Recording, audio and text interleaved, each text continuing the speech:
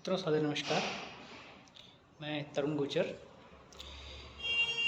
आज मैं आपसे राइट टू रिकॉल पार्टी द्वारा प्रस्तावित जो कानून हैं उनमें से एक बहुत ही अच्छे कानून जिसकी भारत को सख्त आवश्यकता है के बारे में डिस्कस करेंगे। आज मैं आपके सामने वोइक यानी कि संपूर्ण रूप से भारतीय नागरिकों के स्वामित्व वाली कंपनियों के लिए जो ड्राफ्ट लिखा गया है उसके बारे में बात करेंगे।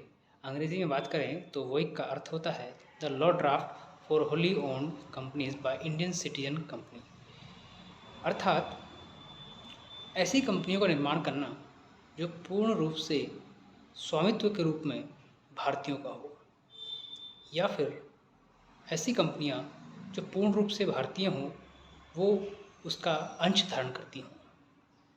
कहने का मतलब है कि भारतीय जिस कंपनी के संपूर्ण रूप से स्वामी होंगे ऐसी कंपनियों का निर्माण करना। देखिए, इस कानून के दो खंड हैं। पहला खंड है भारत में संवेदनशील क्षेत्रों में विदेशी निवेश पर निर्बंध लगाकर सिर्फ संपूर्ण रूप से भारतीय नागरिकों के स्वामित्व वाली कंपनियों को कारोबार करने की अनुमति देना, तथा दूसरा खंड भारत में भारतीय द्वारा स्वदेशी हथियारों के उत्पादन को बढ़ावा देने के लिए प्रेरित करना, अर्थात made in India, made by Indians. इस कानून को संसद में साधारण बहुमत द्वारा पारित करके गैजेट में छापा जा सकता है। यदि यह कानून विश्व व्यापार संगठन के किसी समझौते का उल्लंघन करता है तो डब्ल्यूटीओ भारत को समझौते से बाहर कर सकता है, या भारत के जो प्रधानमंत्री हैं भारत को डब्ल्यूटीओ समझौतों से अलग रखने के लिए अधिसूचना जारी कर सकते हैं। देखिए, कहने को तो ये जो बोला गया ये बहुत ही साधारण सा है, लेकिन इसका जो इम्पैक्ट है, जो इसका प्रभाव है वो बहुत दूरगामी है।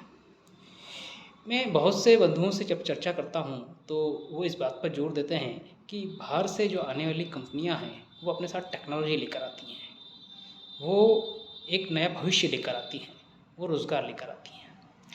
तो मित्रों, मेरा जो दूसरा खंड था उसके बारे में आपको बता दूं कि भारत विश्व के लिए एक बाज़ार मात्र है। जी हाँ, विशुद्ध रूप से एक बाज़ार मात्र।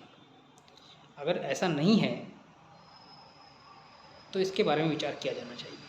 मैं आपको रक्षा क्षेत्र में होने वाले विदेशी प्रोक्योरमेंट के बारे में जो पिछले कुछ आंकड़े हैं उनके बारे में आपको बताना चाहूँगा। एक रिपोर्ट कहती है कि the procurement from foreign vendors was 30,677 crore in 2017-18, 38,160 crore in 2018-19, 40,330 crore in 2019-20 and 43,916 crore in 2020-21, and the latest one is 40,840 crore रुपए इन 2021-22। देखिए, जो आंकड़े हैं वो आपको साफ बता रहे हैं कि हम भारतीय अपनी रक्षा प्रणाली के लिए या हथियारों के लिए बाहर से किस राशि में हथियार खरीदते हैं, और अगर यही हथियार हम स्वनिर्मित करके भारत में बनाएं तो इसका अगर 50% भी अगर हम घर में बनाने लग जाते हैं तो आप 40,000 की बात करते हैं तो 20,000 करोड़ रुपयों की भारत में बचत होगी। ये पैसा हमें डॉलर के रूप में बाहर भुगतान नहीं करना पड़ेगा, तो विदेशी मुद्रा की बचत होगी और इससे हम और भी अन्य ज़रूरी सामान जो हमें चाहिए होगा, जिसको हम नहीं बना पा रहे हैं, ऐसा हम खरीद पाएंगे। देखिए, ऐसी जो बात कही, इस बात को कहने से ऐसा लगता है कि हम भारतीय प्रयास नहीं कर रहे हैं या ऐसा कुछ नहीं कर रहे जिससे हम स्वावलंबी बने हैं। लेकिन आप आंकड़े उठाकर देखेंगे तो ये बात सच है। जैसे कि मैंने शुरुआत में कहा कि भारत एक बाज़ार मात्र है, विशुद्ध बाज़ार। क्या विश्व में 40,000 करोड़ रुपए के हथियार खरीदने वाला कोई और देश है?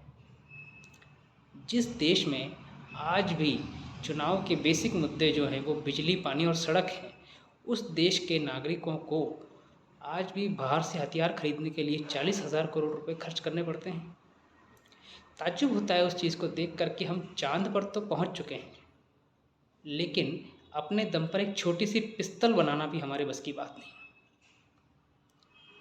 इसीलिए मैंने कहा है कि हम भारतीयों को ऐसी कंपनियों का गठन करना चाहिए जो पूर्ण रूप से स्वामित्व भारतीयों का हो या उसके स्वामित्व को भारतीय जो का स्वामित्व वाली कंपनियां हैं वो ओन करती हों, अर्थात उनके अंश को वो धारण करती हों। इससे देश में जो आमूलचूल परिवर्तन होगा उसकी व्याख्या करना उतनी ही कठिन है जितनी कि किसी भी देव रूपी भविष्यवाणी को करना।